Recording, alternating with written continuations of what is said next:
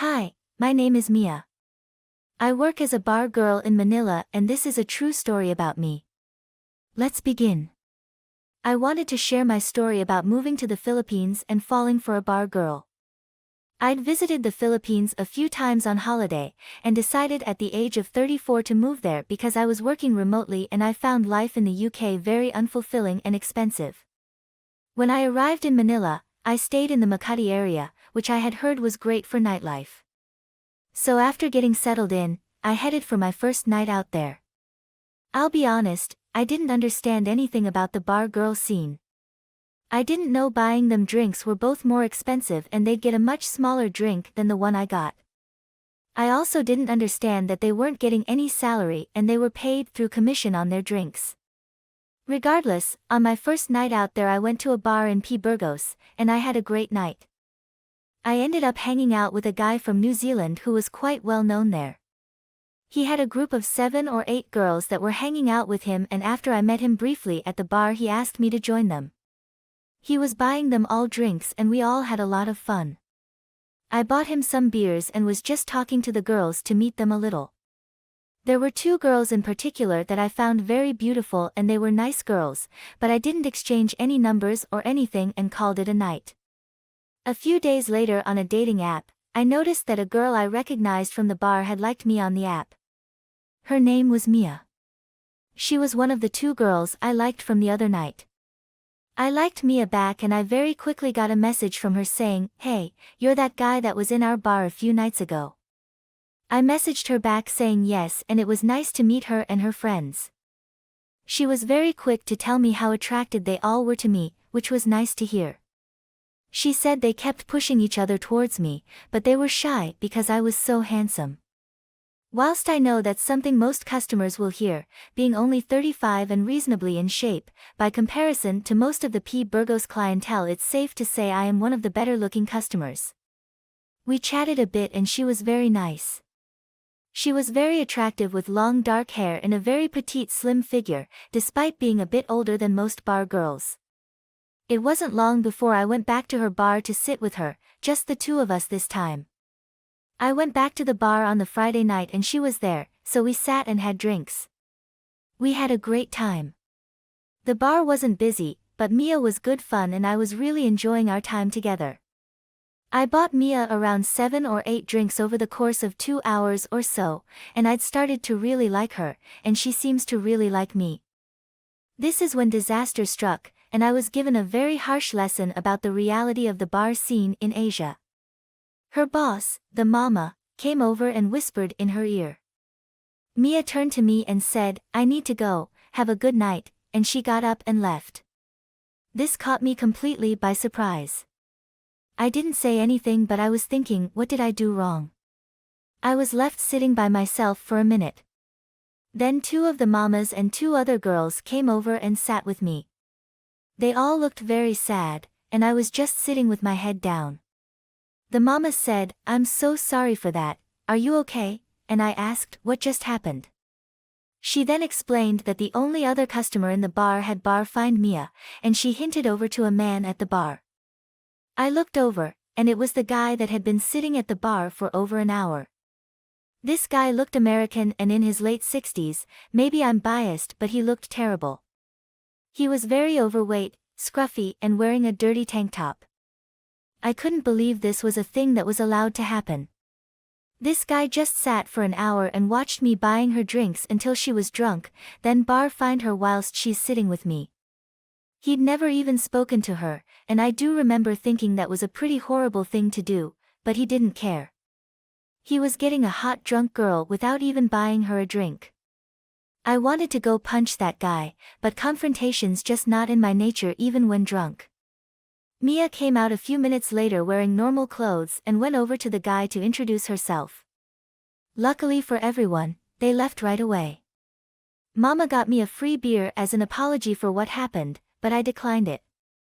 It actually felt very embarrassing what had happened and I could feel all of Mia's colleagues in the bar feeling sorry for me, so I settled my bill and headed elsewhere. After I left the bar, I can remember having a realization of, okay, so that's how it is here, and in many ways I quickly felt glad I got that lesson so early on.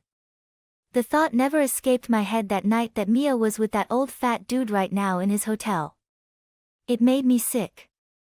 I was somewhat angry at Mia for going with the guy and decided I wouldn't talk to her again, but I realized this was unreasonable of me. After all, this was her work.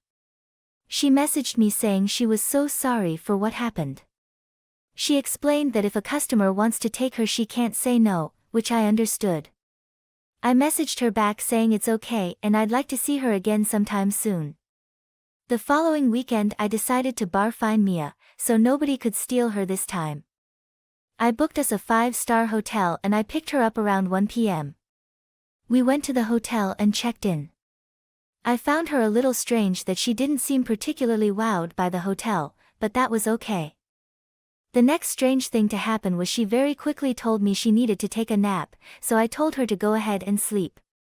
She fell asleep for the next 5 hours. Admittedly, I started to feel a little hard done by. I killed my time by going to the pool, and to be honest it hit me that she was probably up all night with another customer, but I tried not to think too much about that.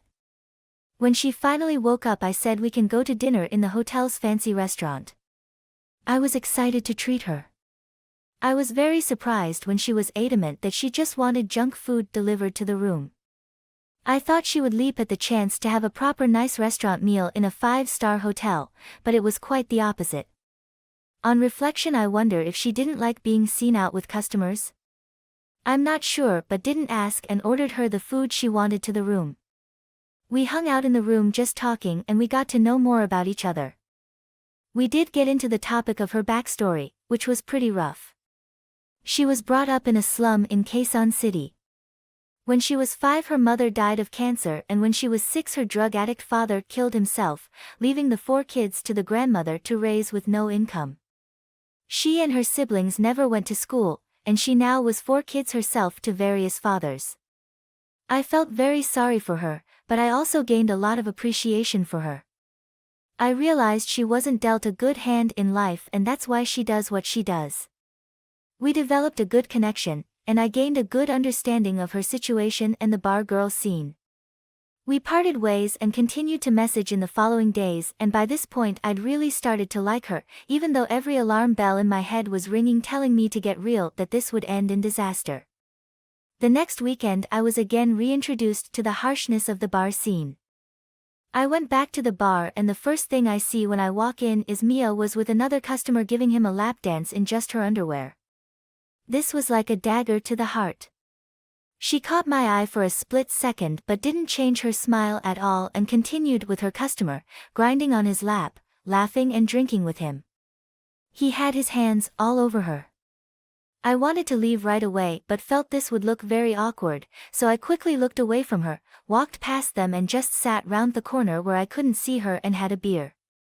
I got that feeling again of, so this is how it is here, and I decided I'd just have to get used to this.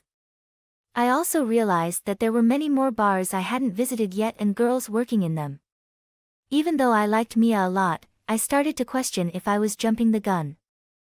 In the coming weeks Mia and I still messaged a lot and I'd still see her every so often, but we somewhat decided we'd just be friends, but this got challenging at times as there was still an attraction. I'd always taken pride in treating her right and going out of my way to make sure she was okay. She never once asked me for any money, but it became quite normal that she'd stay at my condo instead of going home to help her save money on the transport and I'd treat her to some food. Her friends started staying over too and I'd look after them.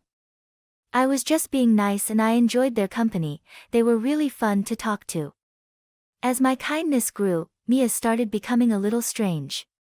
She started doing things like sending me photos of her with her customer that evening, which I hated.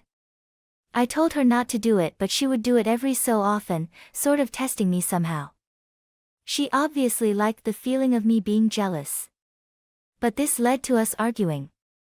She would randomly completely block me from everything and I wouldn't hear from her for a few days. Then I'd get followed again without giving any reason. This came to a point where I randomly got a huge message from her basically saying she didn't need me as a friend and she can do better. She told me she was cutting me off because the last time they visited I ordered everyone pizza. This obviously made no sense to me at all, and it was clear there was something else going on with her. I'd always treated her and her friends well. Long story short, when she blocked me this time I decided that we were done. She was torturing me with these mood swings and photos of her with clients, so why was I letting her stay with me and giving her food? It was a big wake-up call to me about what was happening, and the person I'd become. I did hear from somebody that she had a boyfriend now and she wasn't working in the bars, but I didn't really care. The way she ended our friendship never made sense to me, but it became clear 5 months later on when I got a message from one of her friends. It said, "Hi, it's Mia, do you hate me? I'm so sorry for before. Can we talk?" My incline was just to say no, but I had so many unanswered questions about her behavior that I decided I'd speak to her again. We had a call and she explained that during our friendship I'd been treating her better than anyone else had ever treated her, and she'd started to develop feelings for me. But, it was around about this time she found out she was pregnant again. The father was one of her regular customers and they decided to become a couple. This was why she cut me off 5 months earlier. Unfortunately, Mia had a miscarriage at 4 months and the new boyfriend left her immediately. She apologized heavily for the way she treated me and she said she'd understand if I never wanted to talk to her again. We came to an agreement that we'd just be friends and hang out every so often, and I'm happy to say that's what we've been doing for the last year. We hang out and have some drinks just as friends around once a month, and it's been great. There's no romantic attraction or jealousy from either of us, and it's a lot better like this. I know in the bar girl stories you hear online, the girl normally ends up being the bad one, but from my experience most of them are very nice girls who were dealt a bad hand. I actually find a lot of the Western guys to be just as bad or worse, particularly if they are giving false hope to a girl of a better life and then just use them for fun during their holiday. Sadly, it happens all the time.